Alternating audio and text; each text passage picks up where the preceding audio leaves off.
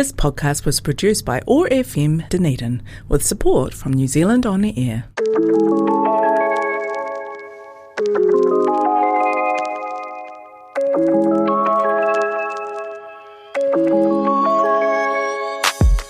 Welcome to Books Uncovered, an exciting conversation about books and literary events, brought to you by the Dunedin Athenaeum Library and Mechanics Institute. I'm Holly. And I'm Bella. Over the next half hour, we'll dive into themes ranging from romance to quirky book blurbs, all discovered within the depths of the Athenaeum Library.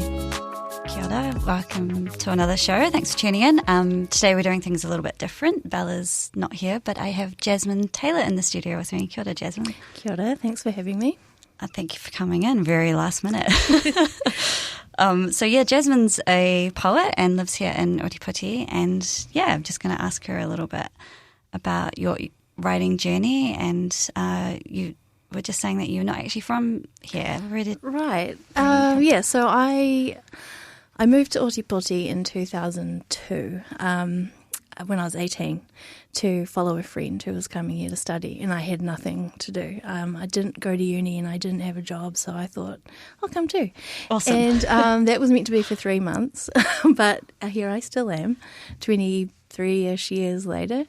And Ōtepoti's always been so welcoming and full of art, which I think really captured my attention when I got here. So I never really looked back. Oh, awesome. Yeah. And whereabouts did you grow up then? I grew up in Ōtautahi, Christchurch, in the Shirley St Albans area. It's just a standard Christchurch suburban life. Went to public school and, had a good time, but when I turned 18, suddenly I had nothing to do and got out of there. So, I just left. Awesome. I kind of did that as well, but from here and was 17 and then came back. Well, I still go back to Christchurch now and then, but it's a good close distance. And my family's there, but it is in some ways, thankfully, a completely different place than when I lived there, so it's always quite refreshing to go home now, and then whenever I come back I feel snugly and secure. Nice. In Dunedin. Awesome. And so you're a poet, and so how did you get into writing? Where did that begin? Well, I don't know. I've always been a words person and like doing language at high school and really loving the English classes. But I'd never really thought of me being a writer. I've always been a huge reader. But I think being in Dunedin and being like surrounded by the art scene and the literary scene, it all just seemed to, I don't know, I always found myself at events and meeting authors. And then one time I went to the Octagon Collective open mic night, which was at the time in the Circadian Rhythm Cafe, which now I think is a kebab house. On St Andrew Street. Yeah. Near Saigon Van, I think.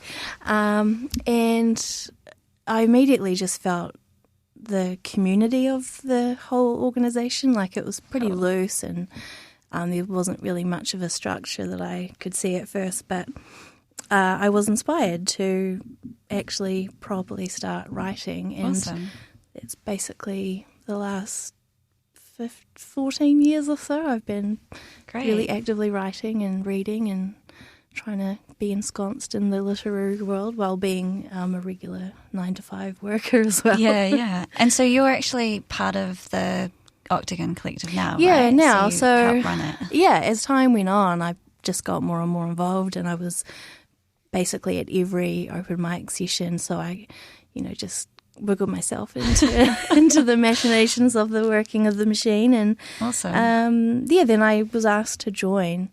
And so we've gained and lost members over the years. It's kind of always a transforming group. And how many are you I usually? think at the moment there's 5 of us. Okay. We have had more, but everybody has like a different feature. Like Nicola Thorstensen, she's our organiser. She keeps really good records and makes sure we have enough people to be our featured readers.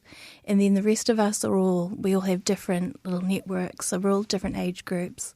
So I find it's been really fun having every month a sort of random duo of featured poets, and then seeing who comes along. And there's so many people in Dunedin who write, so we do have regulars, but there's nearly every month there's someone who's never been there before, and it's so nice. That's awesome. To be that first place people come to read. Yeah, absolutely. I think that's why it worked so well on me, that I kept going. I got into the team, and now I'm a poet. Yeah. And it's such a warm, welcoming environment as well. And yeah, so many people there who read are coming at it at all different angles, which I really love. It's definitely a cool way to have a little, I guess, take the temperature of what the amateur scene is in Dunedin at any given month.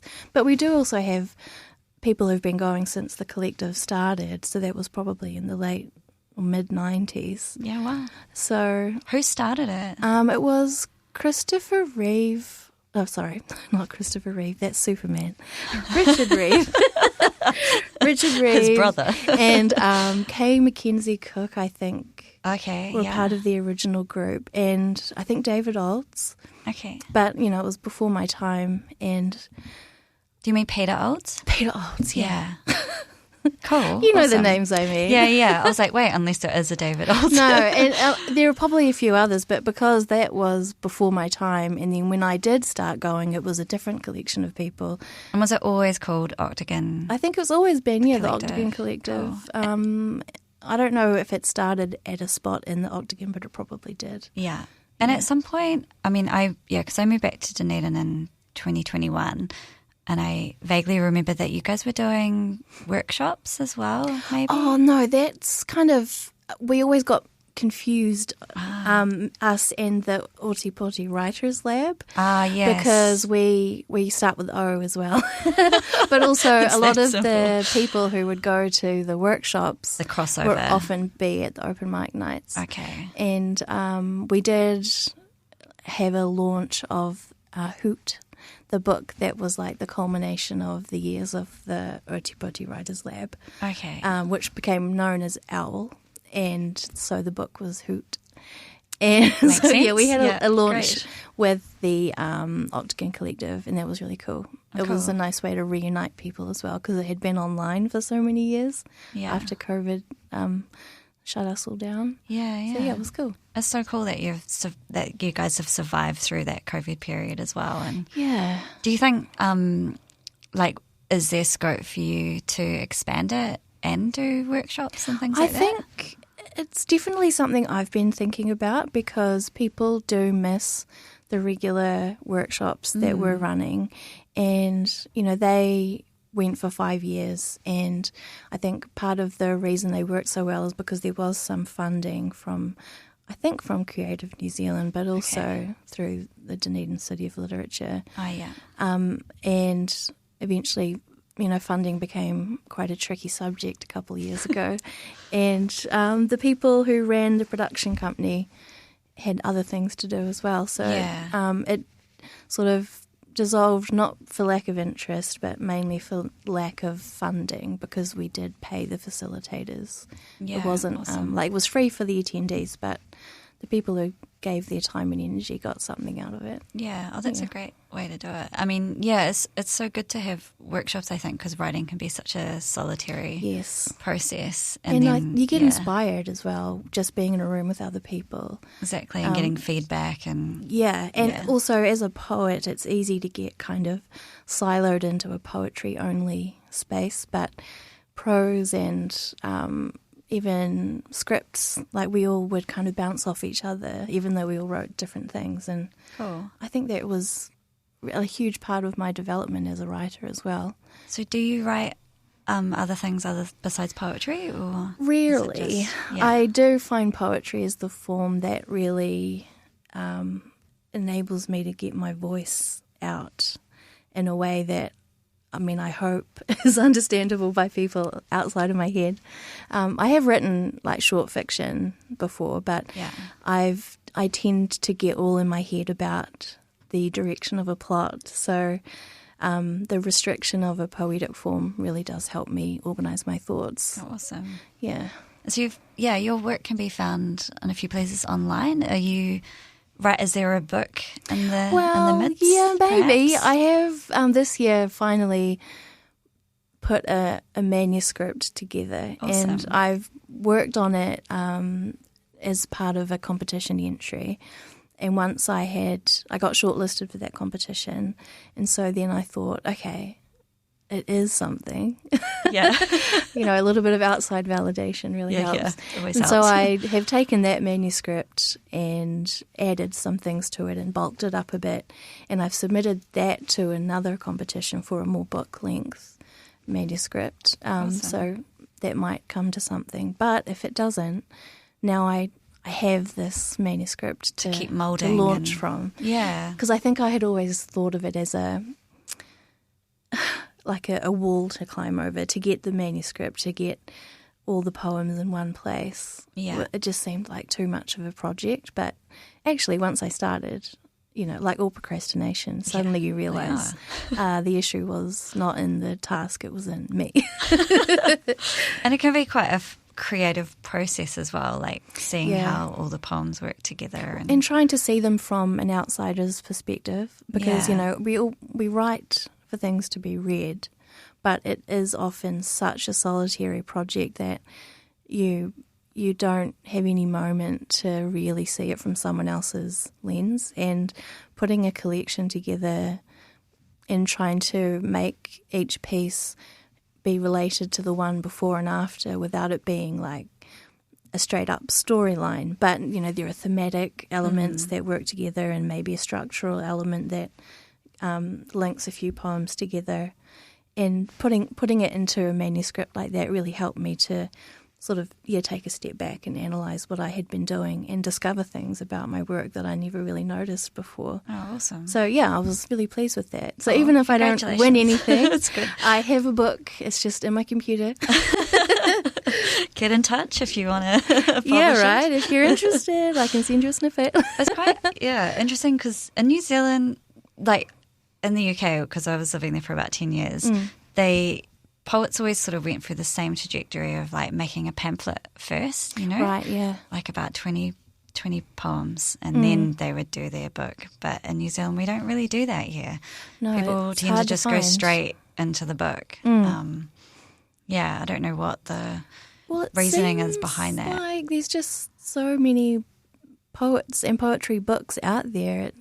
It's if you just take a cursory glance at the scene, so to speak, so many poets have books, so it just kind of seems like, well, obviously I can have a book too. Do a book, yeah. Yeah, and I always thought, it's too late in life to start. But no, I mean, some of the best novels I've ever read have been written by people in their 60s. And, a debut is a debut. I love, bending those expectations of starting things at a different age. I think that's really important. And people say, I've been writing since I was a child, and I think, well, technically I have been, but not the same way. Writing diary. And so, what are you reading at the moment? Well, I have this weird habit of reading a few books at once.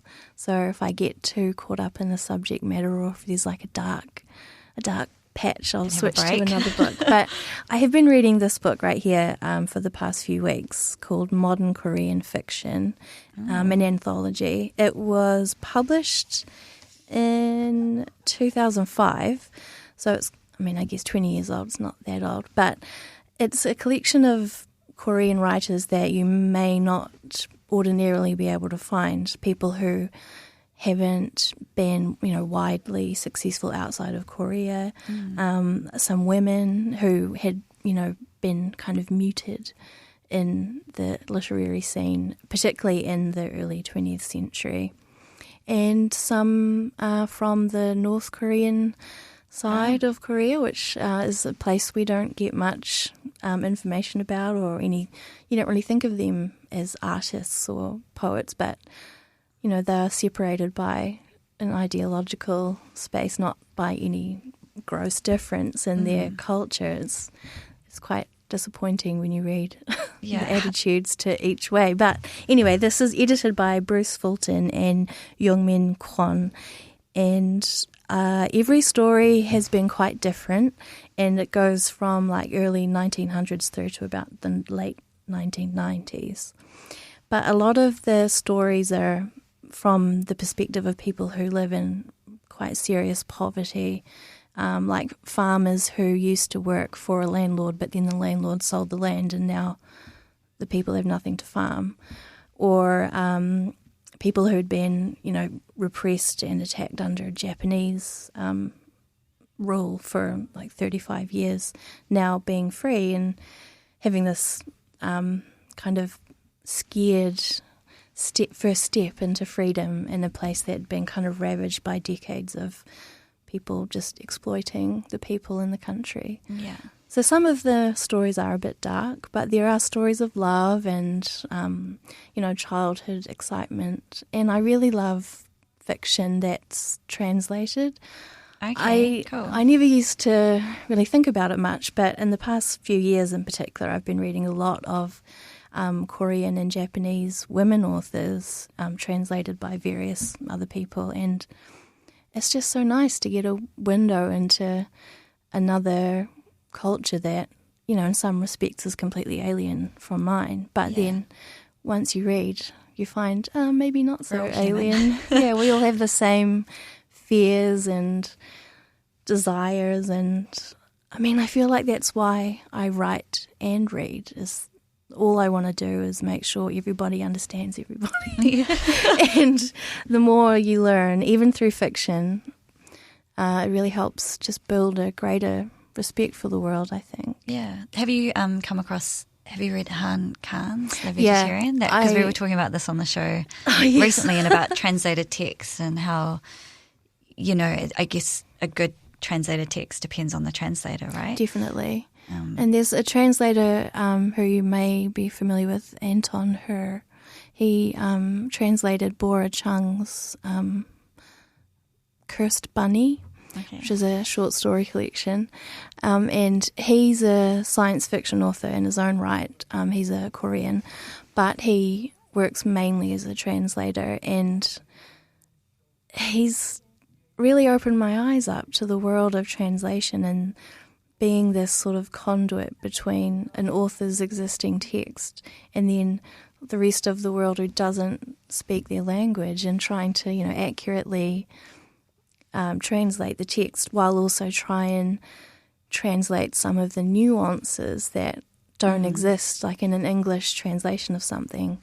Such an incredible skill to have. And I always think that with translated poetry as well, because of all the nuance, and it must be an incredibly trusting job to give your work to someone to translate as well, and to just assume that, if you don't speak the language that it's being translated into, that it's been done in a lot of trust, respectful, and hopefully upholding the work's integrity, I guess. So this year is the Writers' Festival, and you're involved in that. I am. Yeah. So the, what do we call it? The Dunedin Writers and Readers Festival. That is on the, I wrote this down, 17th October? 17, 18, 19 October. And there's quite a lot to do with Hone Tūwhare this year. The Hone Tūwhare Trust have sponsored a series of poetry events, and I was asked to take part in one. Awesome. And the event is free, but I think registration is recommended. It's called Bingo Everyone Smiles, and the other poets are Liz Breslin, Nafanua Purcell, Isla Huia, Jess Thompson, aka Māori Mermaid, and Sila Ntuli, who I think is South African. Is that the one at WIF? Is this happening at WIF? No, this is at one of the conference rooms in the Harrop Centre, the town hall. Yeah, because the whole festival is happening in the town hall this year, isn't it? Predominantly. So, this one isn't at WIF, but It will be as if it were, in that it is a bingo session. So we've all been asked to read some poems which share words with a specific poem of Hone.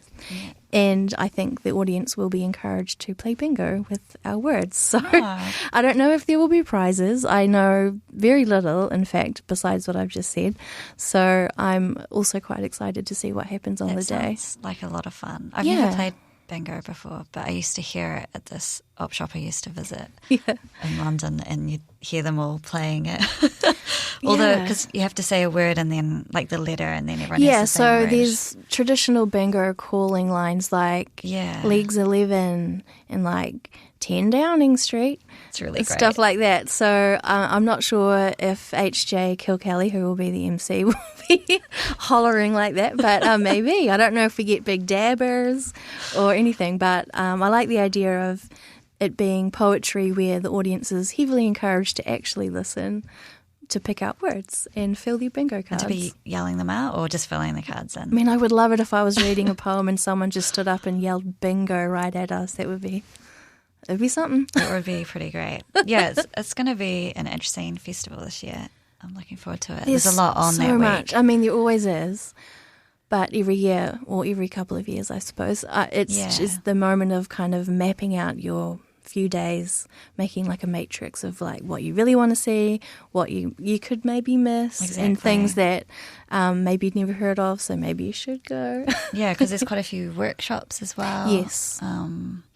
Yeah, and it's also Lines of Flight that same weekend as well. I'm like, why does everything in Dunedin happen on the same weekend? We just get to springtime and just cram in all the events you can think of. Hilarious. So before we wrap up, I wanted to ask you what some of your favourite poets are. Oh, that's tricky. Sorry, I didn't give you that question before you didn't. Well,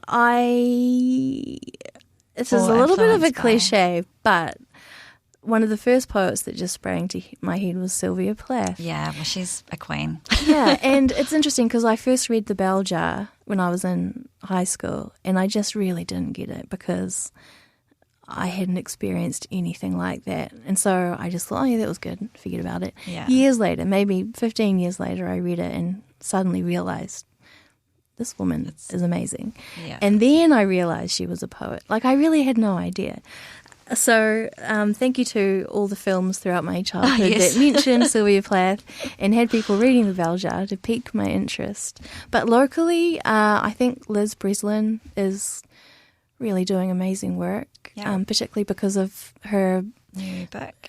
Her new book, Show You're Working Out, from Dead Bird Books, just came out a couple months back. Bella talked about it last week on our show. It's just such an incredible crafting exercise that she does with poetry, the chopping and rearranging. It sounds so simple, but it's really incredible the kinds of things that come out when you do that to your work. Yeah. Awesome. But I mean, there's so many. New Zealand and Dunedin in particular is just riddled with talented poets. So many writers in Dunedin. Yeah. It's really cool. I guess it makes sense that I moved here and never left. Yeah, and became a writer. Yeah. Oh, awesome. Well, yeah, thanks so much for coming into the studio and chatting with me today. And what were the dates that your poetry event was on? Oh, so the Bingo Everyone Smiles is on the Sunday, the 19th of October. I think it's at 2:30 p.m. Awesome. And that's free to attend as well. It is free, yeah. Yeah. Awesome. Cool. Well, yeah. Thanks, Jasmine, and everyone. Have a great weekend, and we'll be back in a couple of weeks. Thanks for having me. Cheers. Books Uncovered, exciting conversations about books and literary events. Brought to you by the Dunedin Athenaeum Library and Mechanics Institute. Join us, Holly and Bella, every second Saturday at 12 p.m. as we dive into themes ranging from romance to quirky book blurbs, all discovered within the depths of the Athenaeum Library. That's Books Uncovered. Saturdays at 12 on OAR FM and online at oar.org.nz. This podcast was produced by OAR FM Dunedin with support from New Zealand On the Air.